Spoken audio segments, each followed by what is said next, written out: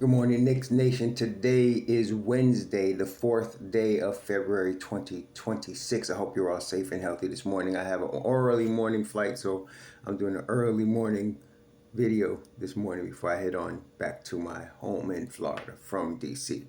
I hope you're all safe and healthy and your family safe and healthy, and that the needs of you and your family in terms of food, shelter, clothing, as well as health are being met today. Blessings upon those that work in the area of health, along with first responders doing everything they can to save lives. Those also that pick up garbage, keep our places clean, and those that make deliveries for our convenience. Double blessings to the men and women out here trying to help rescue, deliver, and recover teenagers and children, victims of child molestation and pedophilia. People that are out here trying to help those that are victims of prostitution, child prostitution, pornography, child pornography, human trafficking, and sex slavery.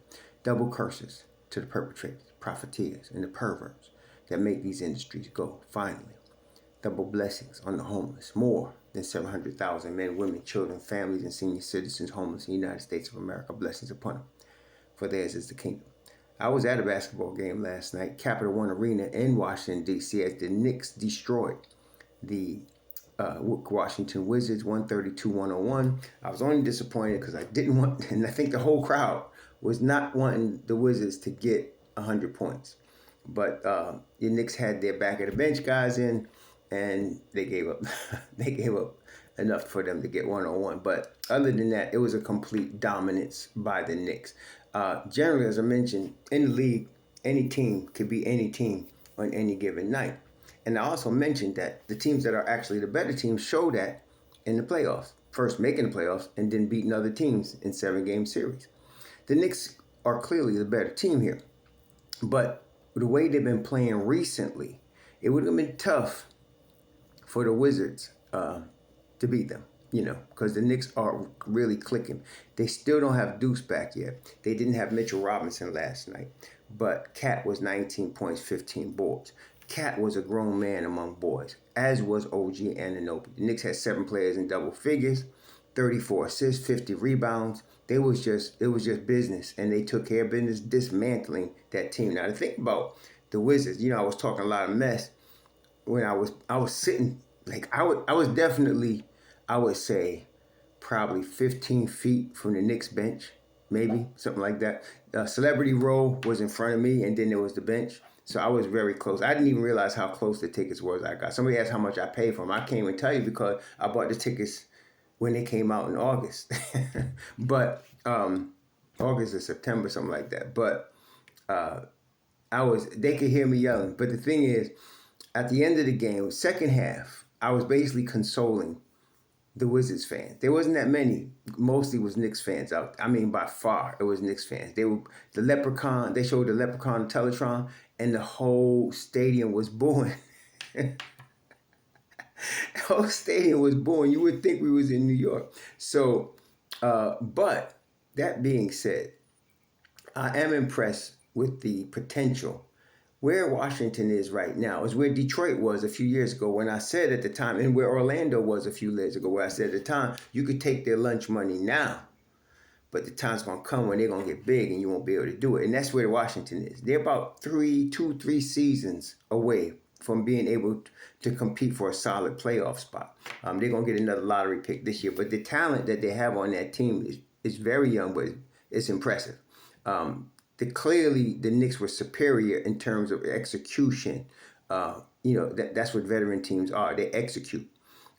Whereas young teams don't execute well. And that's the thing. It's not just running and jumping. You got to execute. And the Knicks were doing that on a high level. So the Knicks pick up the 7th straight win. Celtics keep pace, beating Denver. And this is the thing. The Knicks played Denver tonight at MSG. Of course, we know second night of a back-to-back. But last night, Denver played Detroit last night.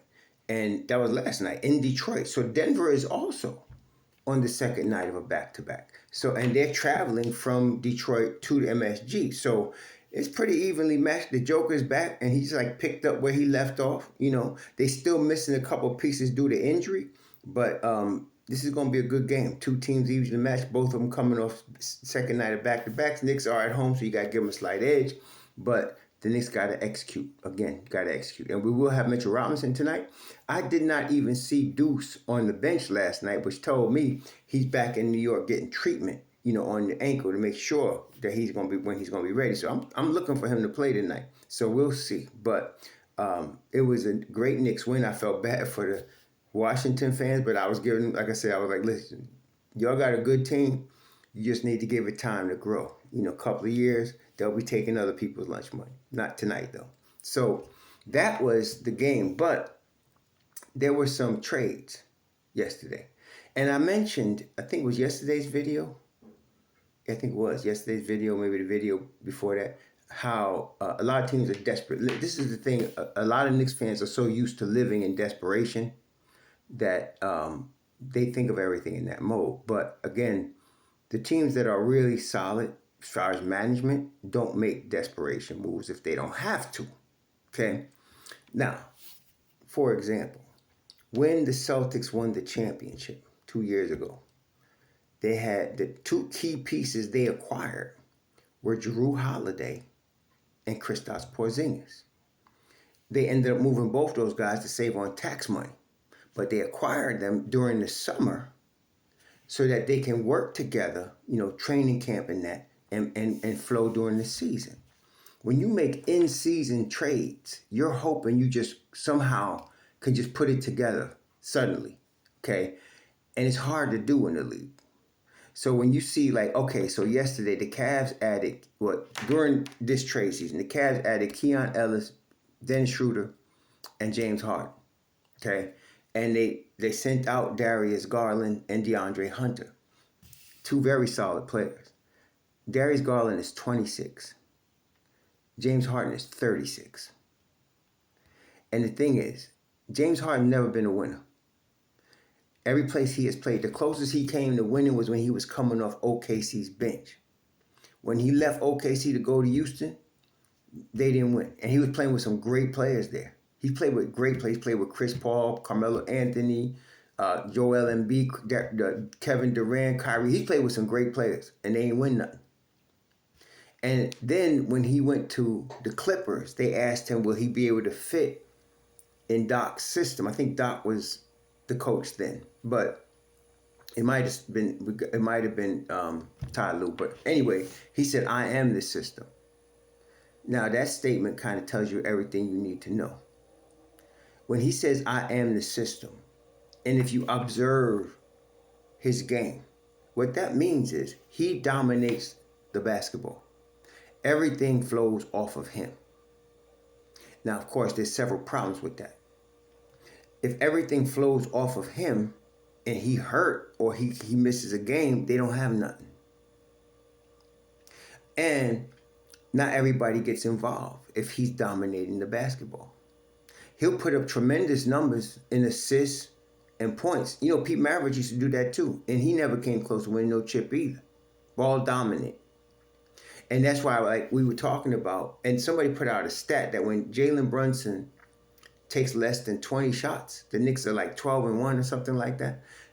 And that's because there's ball movement. Everybody's touching the basketball. Everybody's getting involved. Everybody has opportunity. When it's just one player saying, I'm the system, and the results speak for themselves. Harden has never won anything. See, so you got a ball dominant guy. That means Donovan Mitchell gonna play off the ball, and that's cool. He could do that. I don't see it working. It's a desperation move on both Harden's part and Cleveland's part. It's a desperation move, okay? Because Cleveland was running away with the East last year and got beat in the playoffs, right? 60-something win season. This year, they're not running away with nothing, and so they're disappointing. They just signed Evan Mobley to a big contract. They got Jarrett Allen, of course, Donovan Mitchell. They got to make it happen.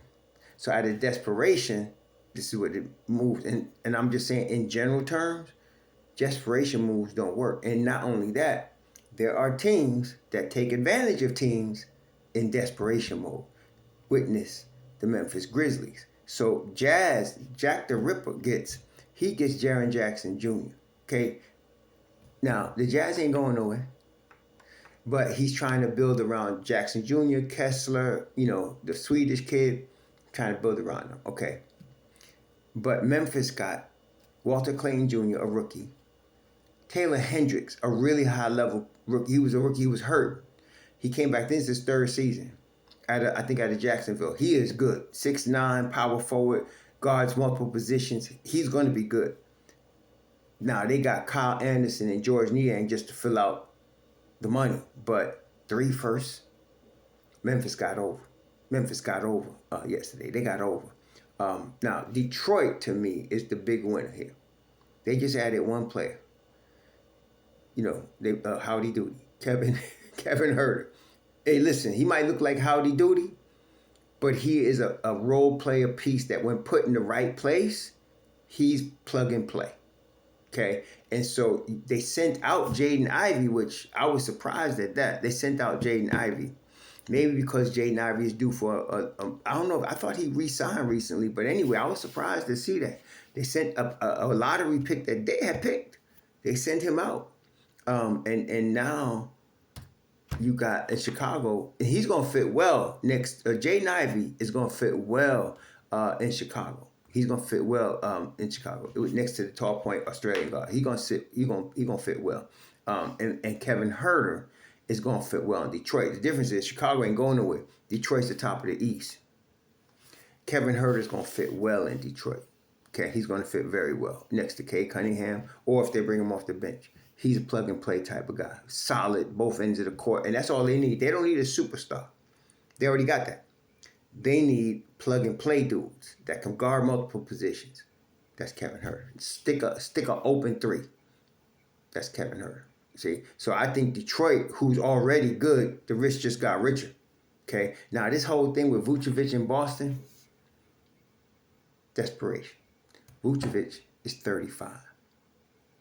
Now, he's available. He's not in the Anthony Anderland school. He plays. But I'm saying, I don't know. I'm just saying, they're hoping that they just catch lightning in the bottle, you know, with a trade in the middle of the season. But when you see a mid-season trade, and they gave up some talent, Anthony Simons. They gave up some talent. So Chicago got Anthony Simons and Jaden Ivey. Chicago got over. Okay? So they're not going to be good this year, but what I'm saying is they're not making the desperation move for this year. Chicago is planning for the future. They got Jaden Ivey and Anthony Simons. Now, Boston is going to try to get back in this chip contest. They're in the thick of it now. It's us, Boston, and Detroit right now. So they're going to try to get in it. I don't think it's going to work. Okay? But it's desperation. It's desperation. So we'll see. Now, the president of basketball operations for Boston is a smart cat. He used to coach them, and he moved up into the executive booth, and he's been doing a great job. They won a chip with him, so he know what he's doing. But I was like, I don't know, dude. We're going to see. Vucevic is a solid pro. 17 a game, good 8 rebounds a game. He's solid. He's not the best defender now, but he's solid, okay? He's not bad. I wouldn't say he sucks at anything. He's pretty solid. He's not a superstar, but he's solid in all phases of the game on NBA level, which is saying something. So we'll see how it works out. And I'm glad at this point the Knicks did not Giannis Tation. I mean, I'm going to tell you what I'm thinking. The Knicks are just putting it out there that they're interested in Giannis so that the fans and the media don't trip because the Knicks are not really caring about getting Giannis. They can't put that out there. So they put out there, you know, they're in the outside looking in. All of this is fed to Ian Begley so he can tell us, because then we won't be expecting them to get Giannis. And I don't think they want him. Like I said, somebody asked me yesterday, if you ask me, if you're going to trade Cat this summer to acquire somebody, there's 2 guys, Isaiah Hartenstein or the guy that just got traded to the Jazz, Jaren Jackson Jr. Those 2 guys fit better with this team than Giannis, and you wouldn't have to be breaking up your core to get these guys. In fact, Hartenstein's a free agent. Okay, so that's all I'm saying. So I mean that's what you do. But if you're not gonna do that, you ride with Cat. Last night, man, I was so hyped. I just rose up and they heard me too. I said, Cat, can't nobody out here guard you. Can't nobody. He had just went right on Sar and flushed it on him. He just abuses the poor French boy. And I said, can't nobody out here guard you. You know, one time you playing in the street, right? And there's a dude that's dominating. And sometimes that's what they say. In New York, they said, can't nobody out here guard me. Can't nobody out here guard me. And it's like they daring anybody to try. One summer, quickly said that in the summer league. He said, ain't anybody out here that could guard me. When they gave him the ball in the summer league. And that's what I was like, Cat, can't nobody out here guard you. They ain't got nobody that's gonna guard you. Do whatever you want. Get whatever you want. They can't stop you. Okay? And again, I think it's a conspiracy. Cat was getting beat to death. When you see it live, it hits different. It hits different. The speed of the game, I already told you, hit different when you see it live. The speed of the game hits different when you see it live. I mean, it's real fast. But they was beating Cat's ass. And I was like, the ref, it's almost like you're watching the crime and you're not doing anything about it. That's what the refs are like. They're like watching the crime and not doing anything about it. It's terrible. I don't know if it's because he complained so much or if it's just a Knicks thing, because you know they don't want the Knicks to be winning. I don't know why, but they don't. Maybe it's a Dolan thing. But they was beating him to death yesterday. And then the only concern I had, though, Josh Hart. Beginning of the fourth quarter, he limped into the locker room, and he was heavily favoring that ankle. Heavily favoring it. And you could see he was wincing. He was in pain. So I don't know if we're going to get him tonight, but it's Josh Hart, so he might play. But I don't mind if he rests a little bit and let that ankle heal up like they doing Deuce. We're going to need Josh come playoff time. So if Deuce and Mitch Rob come tonight, you could start Shamet and have Deuce and Mitch Rob coming off your bench and rest Hart for a night. You know, I hope he don't play because he really looked bad yesterday. He wasn't himself. You could see he was really trying. He was hustling. He was plus 32, I think, last night. So he was not dominant in anything, but he was fitting in the flow. He was plug and play last night. And of course, they were going after the loose balls. They lost a few of them, but they were all hustling. That's what I like about what Brown is now employing. Get the 50-50 balls, and they were doing that. So, but Hart really looked like he was in pain. He was wincing. He was limping real hard to the locker room. Yeah, I was like, he's in pain, man. And I was like, because I was yelling to him, I said, man, take the night off, bro. We need you for tomorrow, but I don't think we're going to get him, honestly. And same with Cat, same with OG. It was good they got to sit the fourth quarter because, we got a game tonight. And it was no use in beating Washington by more than 40, and you got to play tonight, So they put the end of the bench and Youngins in there for, Clarkson got double digits, and so did Hook Porter. Okay. And Tyler Kolek was getting, he was sharpening his game a little bit, though he was a little bit freezing out Clarkson in my view. But Clarkson felt it too. But anyway, on to Madison Square Garden in Denver tonight. I still think the Knicks are in a very, very good position. To me, the biggest competition, as I mentioned, is Boston and Detroit. We got Boston coming this weekend. So we got to play them this weekend. That's going to be a big game for the Knicks, a game, a measuring stick game. It's going to be like that, where we at this point in the season, a measuring stick game. So, and again, that's going to be for sole possession the second in the East. So we'll see how this works out. Right now, we got Denver in front of us. We got second night of a back-to-back. We're going to have Mitchell Robinson. We're going to have Deuce McBride. We should be ready to play. And hopefully they stick to the game plan. That's the key thing here. It's game plan. Somebody mentioned that they didn't have no fight. I don't know what kind of Irish Notre Dame stuff. No, man. The Knicks fight every game. They just wasn't sticking to the game plan. Now they are. And there's hell to pay. 7 straight now. Y'all enjoy the game tonight. We'll talk on it. Be safe out there. Shalom.